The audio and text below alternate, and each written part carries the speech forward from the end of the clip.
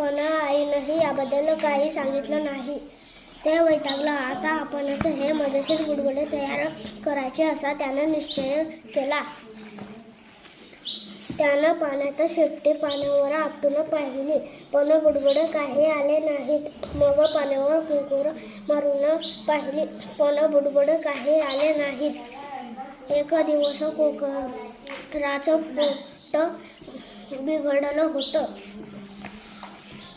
अंघोळीसाठी ते पाण्यात गेलं. तितक्यात पोटातून गुड गुड असा आवाज आला. एवढ्यात कोकराला काही बुडबुडे दिसले. त्यातून बुड बुड बुड असा आवाज येत होता. पहिल्यांदाच त्याला थोडीशी भीती वाटली, पण थोड्या वेळानं कोकरू त्यांच्याबरोबर खेळू लागलं.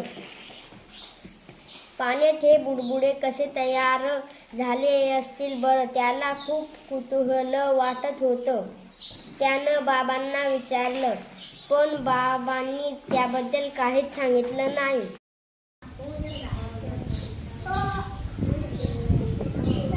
ओ